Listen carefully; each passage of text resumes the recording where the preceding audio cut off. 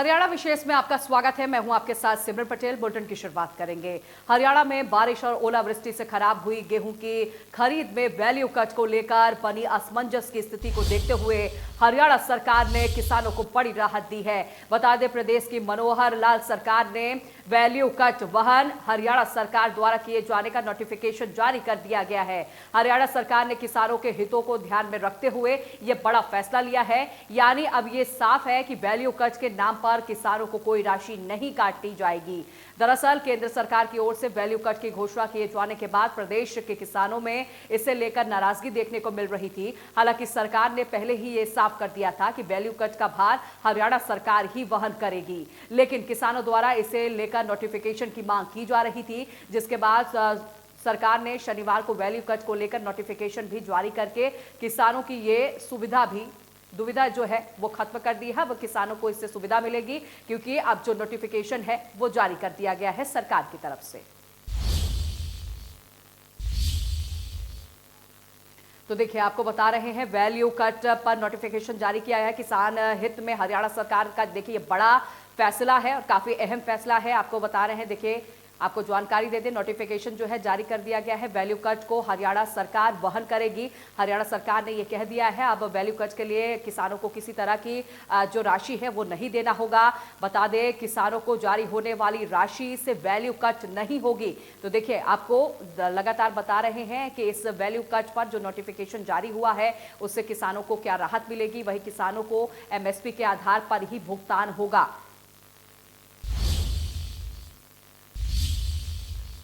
आइए अब आपको बताते हैं कि केंद्र सरकार ने वैल्यू कट को लेकर क्या कुछ ऐलान किया है और कितनी नमी और खराब गेहूं पर कितना कटौती किए जाने की घोषणा की गई है। आइए एक एक करके आपको जानकारी देते हैं। तो देखिए, सबसे पहले आपको बता दें कि नमी टूटा अगर गेहूं है तो कितना होगा, 6 से 8% अगर नमी है गेहूं में तो कटौती कितनी होगी, 5.31 रुपए किया जाएगा। अब वही अगर नमी देखिए 8 से 10% है तो आपको बता दें 10.62 रुपए कटौती किए जाएंगे। वहीं अगर नमी 10 से 12% है तो आपको बता दें 15.92 रुपए कट किए जाएंगे। वहीं अगर नमी जो है 12 से 14% तक है तो 21.25 रुपए कट किए जाएंगे। अगर नमी 14 से 16% तक है तो आपको बता दें 26.56 रुपए कट किए जाएंगे। तो खरीद के लिए देखिए वैल्यू कट का जो नोटिफिकेशन है वो भी जारी कर दिया गया है। आगे बढ़ेंगे, आपको बता दें कृषि मंत्री जेपी दलाल शनिवार को तमाम वो मंडियों पर पहुंचे थे। बता दें शनिवार को महेंद्रगढ़ के अनाज मंडी पर पहुंचकर उन्होंने जायजा लिया है। वही आपको जानकारी दे दें, कृषि मंत्री जेपी दलाल ने महेंद्रगढ़ के सतनाली अनाज मंडी में किसानों से उन्होंने बातचीत की है, उनकी समस्याओं को भी जाना। वहीं उन्होंने अधिकारियों को दिशा निर्देश भी दिया। आपको बता दें, कृषि मंत्री ने कहा कि प्रदेश की मंडियों में अनाज का आवक बढ़ी है, वहीं जिसे लेकर विपक्ष पार्टियों की ओर से तरह तरह के भ्रम जो है फैलाए जा रहे हैं, लेकिन किसानों के अनाज को खरीदा जा रहा है और सरकार किसानों को किसी भी तरह की समस्या ना आने देगी। वहीं इसके बाद कृषि मंत्री ने बाडा के अनाज मंडी में खरीद और उठान का भी वहां पे पहुंचकर उन्होंने जायजा लिया। इस दौरान जेपी दलाल ने कहा कि सरकार किसानों का एक एक दाना खरीदेगी। वहीं कृषि मंत्री ने आगे कहा कि लगने से 2 किसानों के तबाह हुई जो फसल है उसे भी लेकर आपको बता दें, उन्होंने कहा कि अपने कोष से 1.5 लाख रुपए मदद देने के लिए भी कृषि मंत्री ने आश्वासन दिया है। वहीं इसी के साथ लंबे ट्यूबवेल कनेक्शन के मसले पर भी जेपी दलाल ने समाधान का भरोसा दिलाया है। तो देखिए, कृषि मंत्री जो है तमाम मंडियों पर वो पहुंचे हुए थे, वहां पहुंचकर स्थिति का वो जायजा भी ले रहे थे और 2 तस्वीरें देखिए दिखा रहे हैं आपको। तो देखिए, 2 तस्वीरें हम आपको दिखा रहे हैं। पहली तस्वीरें बाडा की है और दूसरी तस्वीरें महेंद्रगढ़ की है, जहां कृषि मंत्री पहुंचे हुए थे मंडियों पर। वहां पहुंचकर किसानों से वो समस्याओं के बारे में भी जान रहे थे, क्योंकि देखिए लगातार किसानों की तमाम समस्याओं का सामना करना पड़ रहा है। पिछले कई दिनों के अंदर मैं मंडियों में घूम रहा हूँ और ये भ्रम फैला दिया गया था कि किसान की टूटा हुआ नहीं लेंगे, चमक वाला नहीं लेंगे, कटौती करेंगे। जब भी मंडियाँ चलती हैं तो तरह तरह के लोग भ्रम फैलाते हैं, तो उसको दूर किया है। अब खरीद सब जगह सही चल पड़ी है, अच्छा अराइवल है और पिछले साल से ज़्यादा अनाज आएगा और किसान को कहीं पर भी किसी भी तरह की कोई कटौती नहीं होगी, चाहे उसकी चमक कम है या उसका दाना टूटा हुआ है, और कोई लिफ्टिंग में कोई समस्या नहीं होगी। पेमेंट भी आप तुरंत करेंगे और किसी व्यापारी भाई को भी कोई संकट नहीं होगा। अधिकारियों को स्पष्ट निर्देश है खरीद का काम सुचारू रूप से चले। बारडा अनाज मंडी में आने का मुझे सौभाग्य प्राप्त हुआ कि खरीद जो चल रही है उसकी व्यवस्थाएं देखनी थी। गेहूं की, सरसों की खरीद यहाँ ठीक ठाक चल रही है कि नहीं है, और किसी भी तरह की कटौती किसान से कोई आदमी नहीं करेगा। दाना चाहे कम चमक वाला हो या 6% की बजाय 18% तक उसमें टूटत भी हो, इसका जो पैसा है हरियाणा सरकार अपने ऊपर भुगतेगी। किसान से कोई कटौती नहीं होनी चाहिए, यही मैं देखने के लिए आया था। और यहाँ लोगों ने बताया कि पिछले 2020 का खराबे का पैसा बटना था। अधिकारियों को मैंने बोल दिया कि जल्दी से जल्दी इसको बटवा देंगे इसी 10-15 दिन में। और बीमा कंपनी का जो पैसा आना था वो भी आना शुरू हो गया है, कपास का पिछले साल का। और अब जो फसल खराब हुई है, बाढ़ में काफ़ी नुकसान हुआ है ओलावृष्टि का, तो उसका पैसा भी हम गिरदावरी लगभग हो चुकी है। आंकड़े हमारे पास चंडीगढ़ में पहुंच जाएंगे और मई के महीने में निश्चित तौर पर सारा पैसा हम भेज देंगे। सबसे जल्दी पैसा हम देंगे, क्योंकि किसान को अगर कोई दिक्कत है तो उसको दूर करना हरियाणा सरकार का दायित्व है। तो बाढ़ के किसान भाइयों से मैं यही प्रार्थना करता हूं कि अच्छी मंडी चलाएं। अब तो लगभग जो मंडी में सरसों आती है, हर रोज 90% की उसकी खरीद हमारा जो विभाग है फेड के द्वारा होती हो रही है। गेहूं का भी भरपूर आवक है और इस बार जो आवक है पिछले साल से ज़्यादा रहेगी। और लिफ्टिंग का भी मैंने अधिकारियों को आदेश दिया है कि लिफ्टिंग बढ़ाएं और तुरंत पेमेंट का सिलसिला भी शुरू करें।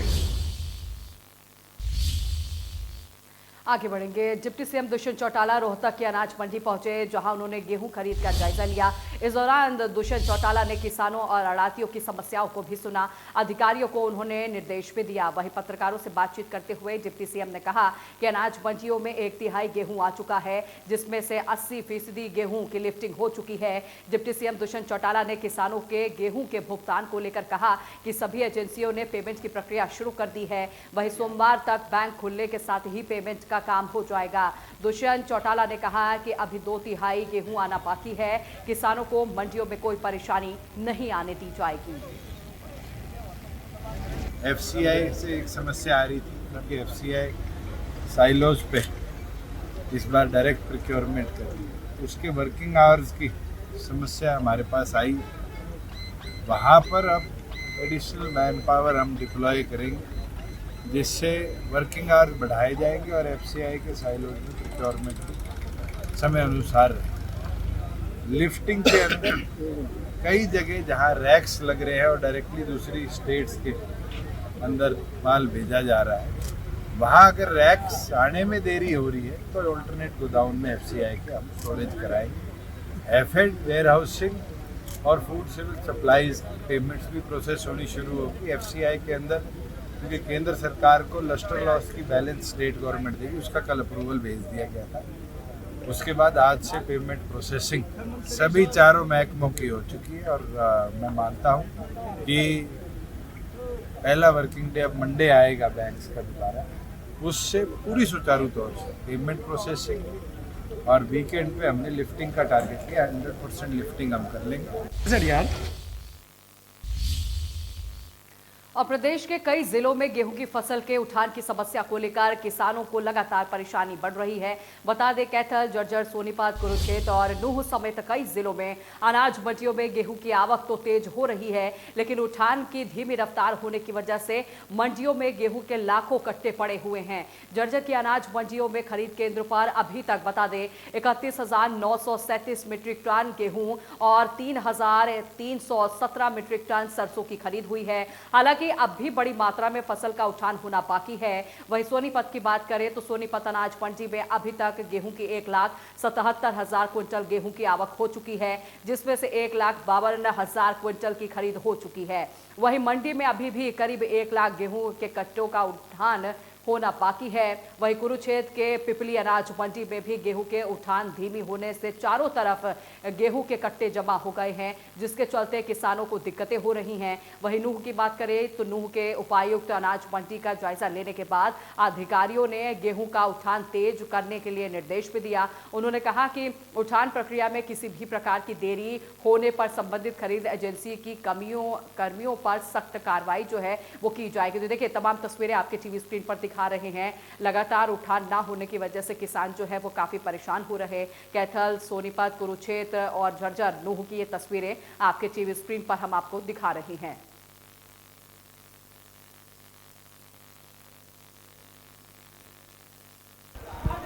सोनीपत की अनाज मंडी में 1,70,000 आवक गेहूं की हो चुकी है और सोनीपत में गेहूं का उठान कार्य हालांकि शुरू हो चुका है, लेकिन धीमी गति से शुरू होने की वजह से आने वाले 2-3 दिन में गेहूं का उठान पूरी तरह से हो पाएगा। तस्वीरें आप देख सकते हैं, सोनीपत की यह अनाज मंडी है। ये मंडी की साइड है और मंडी की साइड में जहां तक नज़र जा रही है पूरी तरह से भरी हुई है। सोनीपत की अनाज मंडी में 1,52,000 गेहूं की जो है वो खरीद हो चुकी है और अनाज मंडी में अगर बात करें तो अभी भी जो है उठान कार्य शुरू होने के बावजूद भी 1 लाख गेहूं के बैग जो हैं वो रखे हुए हैं। 36,000 गेहूं के बैग का उठान जो है वो हो चुका है। हालांकि मंडी प्रशासन द्वारा दावा ये किया जा रहा है कि आने वाले 2 से 3 दिन में मंडी में गेहूं का उठान कार्य कंप्लीट हो जाएगा। हालांकि जिस प्रकार की स्थिति नज़र आ रही है, ऐसे में जो है अब गेहूं रखने की जगह नहीं है। हालांकि प्रशासन द्वारा जल्द से जल्द जो है गेहूं का उठान कार्य को लेकर भी जो है प्रशासनिक अधिकारियों द्वारा निर्देश जारी किया गया है और जिस प्रकार से इस बार बेमौसमी बारिश का कैथल में जिला प्रशासन के दावों की पोल लगातार खुलती हुई नजर आ रही है। मैं मौजूद हूँ कैथल की अनाज मंडी में। ये वो तस्वीरें आप देख सकते हैं कि किस प्रकार जो बैग लाखों की संख्या में मंडी के अंदर रखे हुए हैं, लेकिन इनका उठान आज लगभग 7 से 8वां दिन पहुंच चुका है, लेकिन जिला प्रशासन द्वारा इसकी लिफ्टिंग अभी तक नहीं की गई है और किसानों को काफ़ी समस्याओं का सामना इस उठान न होने के कारण करना पड़ रहा है। बता दूं कि किसान का लगातार मंडी में पहुंचना शुरू हो चुका था, लेकिन उठान न होने के कारण किसान जो मंडी के बाहर है वहीं पर अपना डेरा लगाए हुए, अपना पीला सोना लिए हुए बाहर गेट पर बैठने को मजबूर हो गए हैं, क्योंकि अंदर की जो एंट्री है वो बिल्कुल बंद हो चुकी है और ना ही कोई रास्ता अंदर की तरफ जाता हुआ दिखाई दे रहा है। क्योंकि चारों तरफ अगर देखेंगे तो जो बैग है लाखों की संख्या में ये बैग ही नज़र आएंगे। ये वो तस्वीरें हैं जहाँ पर आप देख सकते हैं कि लगातार मंडी का जो जिला प्रशासन लगातार दावे करता हुआ थक नहीं रहा था, तो वो दावे लगातार फैल कर होते हुए नज़र आ रहे हैं। अब देखना ये होगा कि जो लगातार जिला प्रशासन दावे करता रहा है वो दावे जो फैल हुए अब वो कहाँ तक वो दावे साफ नज़र आएंगे, क्योंकि किसान लगातार सरकार से अपील करता हुआ नज़र आ रहा था कि जो उठान है और जो लिफ्टिंग है वो जल्दी हो जाए, ताकि किसान अपना पीला सोना लेकर जल्दी मंडी की तरफ जाए और बेच कर अपने घर की तरफ वापसी हो सके। ऐसे कैमरामैन नसीब सैनी के साथ मनोज मलिक, इंडिया न्यूज़, हरियाणा। मुख्यमंत्री मनोहर लाल ने ई अधिगम योजना के लाभार्थियों के अभिभावकों से उन्होंने संवाद किया। इस दौरान मुख्यमंत्री मनोहर लाल ने कहा कि हमने ऑनलाइन पढ़ाई के लिए अब तक 5.5 लाख छात्रों को टैबलेट दिए हैं, जिससे कोरोना के समय में छात्रों की पढ़ाई की समस्या को दूर हुई है। वहीं मुख्यमंत्री ने कहा कि शिक्षा में सूचना तकनीक के इस्तेमाल के लिए मैंने पीएम मोदी से प्रेरणा ली है। वहीं मुख्यमंत्री मनोहर लाल ने कहा कि छात्रों का कौशल विकास सरकार की प्राथमिकता है। इसके लिए मई के अंत तक 9वीं और 12वीं तक के शिक्षकों को भी टैबलेट दिए जाएंगे। वहीं सीएम मनोहर लाल ने कहा कि हमने ई गवर्नेंस के लिए डिजिटलाइजेशन भी किया है, वहीं पोर्टल के माध्यम से योजनाओं का लाभ दिया है। सीएम ने कहा कि हमने डिजिटलाइजेशन से भ्रष्टाचार पर रोक लगाने का काम किया है। माध्यम से ये होता है। 2 साल पहले जब कोविड-19 महामारी आई थी, उस समय ये तकनीक हर विद्यार्थी की एक प्रकार से जरूरत बन गई थी। उस समय स्कूल कॉलेज जाना ये संभव भी नहीं था, लेकिन विद्यार्थियों को शिक्षा प्रदान करना ये भी आवश्यक था। इसके लिए हमने कई डिजिटल प्लेटफॉर्म इनका उपयोग किया था। कोविड-19 महामारी के इस दौर में हमें महसूस हुई कि प्रदेश के विद्यार्थियों के पास डिजिटल डिवाइस ये होना बहुत जरूरी है। इसलिए हमने विद्यार्थियों को टैबलेट प्रदान किए। 5 मई 2022 को रोहतक में ई अधिगम योजना का शुभारंभ करते हुए हमने वहाँ टेबलेट वितरण किए थे। मुझे ये बताते हुए खुशी हो रही है कि अब तक लगभग 5.5 लाख विद्यार्थियों को टेबलेट ये प्रदान किए जा चुके हैं। ये टेबलेट आपके कौशल का विकास करने के साथ साथ विश्व स्तर पर प्रतिस्पर्धा करने में आपकी सहायता करेंगे। इसके अलावा इससे आपको नए अवसरों की प्राप्ति होगी। शिक्षा में सूचना तकनीक के उपयोग के लिए विद्यार्थियों को प्रेरित करते हुए प्रधानमंत्री नरेंद्र मोदी जी ने स्वयं एक बार गांधीनगर में अपने संबोधन में कहा था, हम खुशकिस्मत हैं, ऐसे युग में हैं जहां प्रौद्योगिकी सरल और पहुंच के अंदर है। एक बार आप इसमें दिलचस्पी लें तो पूरी दुनिया के दरवाजे आपके लिए खुल जाएंगे। मित्रों, मैं तो आपको अपना अनुभव बता रहा हूं। जब नरेंद्र मोदी जी ने मुझे इस तकनीक के माध्यम से कैसे अपने काम को आगे बढ़ाना है और वो तकनीक जब मैंने शुरू की तो आज उसी का परिणाम है कि हमने सरकारी काम में इस तकनीक के माध्यम से समाज को बहुत सेवाएं देने का जो प्रारंभ किया है, जिसको समाज ने स्वीकार किया है। मेरा ये मानना है कि ऐसी व्यवस्था करनी होगी जो स्थायी हो, सहज सुलभ हो, जिसमें लर्निंग मैनेजमेंट सिस्टम के माध्यम से पाठ्यक्रम चले। हमारा लक्ष्य है कि मई 2023 के अंत तक 9वीं, 10वीं, 11वीं, 12वीं ये सभी पढ़ने वाले छात्र और उनको पढ़ाने वाले सभी शिक्षक टेबलेट का उपयोग करें। इसके लिए हमने शिक्षकों को निर्देश दिए हैं कि वे कक्षा में और घर पर प्रतिदिन स्वयं और छात्रों द्वारा टेबलेट का उपयोग सुनिश्चित करें। टेबलेट के उपयोग को बढ़ावा देने के लिए अधिकारियों और शिक्षकों को प्रशिक्षण दिया जा रहा है। हमने हरियाणा में ई गवर्नेंस के नाते से बहुत से प्रयोग किए हैं और डिजिटलाइजेशन का एक प्रकार का रिकॉर्ड हमारा, या भूमि का जो रिकॉर्ड डिजिटलाइजेशन का अथवा परिवार पहचान पत्र बना करके जितनी भी सेवाएं हैं, योजनाएं हैं, ये साधारण जनता को इसी के माध्यम से दी जा रही हैं। बहुत से पोर्टल बनाए गए हैं जिसका लाभ सीधा जनता को मिल रहा है और जैसा हमको ध्यान में आता है कि इससे व्यक्ति का समय और साधन ये सब बचते हैं। भ्रष्टाचार पर भी अंकुश लगता है, समय पर काम करने में मदद मिलती है। व्यक्तियों को कैसे उनका जीवन सरल हो, ईज ऑफ लिविंग की तरफ हम बढ़ रहे हैं और इसके अंदर अधिकतम काम डिजिटलाइजेशन का जो काम है वो ई गवर्नेंस के माध्यम से ये होता है। ह्यूमन इंटरफेस इसमें कम से कम है, इसका सीधा लाभ जनता को मिल रहा है। डिप्टी सीएम दुष्यंत चौटाला ने गठबंधन टूटने के कांग्रेस के बयान पर पलटवार करते हुए कहा कि आज कांग्रेस हताश है। दुष्यंत ने कहा कि कांग्रेस ने जितना 10 साल में काम किया उससे ज्यादा काम हमने 3.5 साल में किया। वहीं कांग्रेस और एनएलओ के गठबंधन के सवाल पर दुष्यंत चौटाला ने कहा कि जिस पार्टी ने एनएलओ के राष्ट्रीय अध्यक्ष को जेल में डाला, आज उस पार्टी से गठबंधन विचाराधीन है। जो आज हमारे विधानसभा के लीडर ऑफ अपोजिशन है, कह रहे बच्चे हैं, अब 35 साल का मैं उन जैसा बूढ़ा तो नहीं होऊंगा, युवा हूँ और प्रदेश के अंदर 3.5 साल में उनके 10 साल से अच्छा प्रदेश के रेवेन्यू इंफ्रास्ट्रक्चर को इम्प्रूव कर कर दिखाया है। आज मैं शर्त लगा के कह सकता हूँ किसी पोडियम पे भी वो अपना 10 साल का एक्साइज डाटा इकट्ठा करके ले आए और हम अपने 3.5 साल का ले आए। आज वो स्टैंप ड्यूटी का डाटा इकट्ठा कर ले आए, हम वो ले आएंगे। प्रदेश का टैक्सेशन जो कि उस समय वैट सिस्टम में था, जीएसटी के बावजूद भी उस समय से बेहतर है। ये सब सिर्फ मियर फ्रस्ट्रेशन है कि वो राज्य में नहीं आए और मुझे लगता है वो ऐसे आदमी है राज्य में आने के लिए वो कुछ भी कर सकते हैं। 3.5 साल में मेरे सिवाय उनको कुछ दिखा है? आप मुझे एक चीज तो बताओ कि 3.5 साल में उनके लिए जो पार्टी उनकी पार्टी के राष्ट्रीय अध्यक्ष को जेल में डाल देती है उसके साथ गठबंधन करना आज विचाराधीन है। पर विजन और सोच एक ही है कि जेजेपी को कैसे रोके। कांग्रेस की यात्रा को लेकर कृषि मंत्री जेपी दलाल ने कहा कि कांग्रेस जब तक सत्ता में रहती तब तक संविधान अच्छा लगता और सत्ता चले जाने के बाद संविधान खतरे में लगता। अरविंद केजरीवाल को शराब घोटाले में सीबीआई के समन पर कृषि मंत्री जेपी दलाल ने कहा कि सच्चाई सामने आएगी। वहीं आम आदमी पार्टी की सरकार के मंत्री जेल में है, वो पुलिस को सच्चाई जरूर बताएंगे। जो बड़े बड़े नेता हैं, कांग्रेस के हों विपक्ष के हों, उनको संविधान तभी तक अच्छा लगता है जब तक कुर्सी उनको मिली रहे। जब उनकी कुर्सी जनता उनको कुर्सी से हटा देती है तो उनको संविधान भी खतरे में लगता है। ऐसा सोचना उनका गलत है।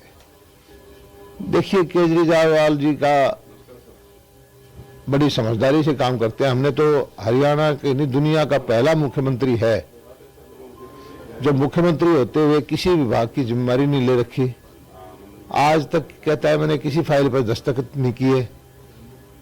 अब क्या प्लानिंग करके चलते हैं, जो गलत काम करने हैं अपने सहयोगियों को आदेश दे करके उनसे करवाते हैं, और इसीलिए उनके सारे मंत्री, उप मुख्यमंत्री जेल में जा चुके। लेकिन वो जो जेल में गए हों बता देंगे कि भी उन्होंने किसके कहने से किया है।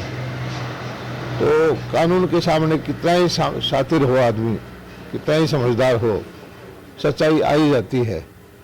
और मैं समझता हूं कि जो जांच चल रही है उसमें सच्चाई सामने आएगी।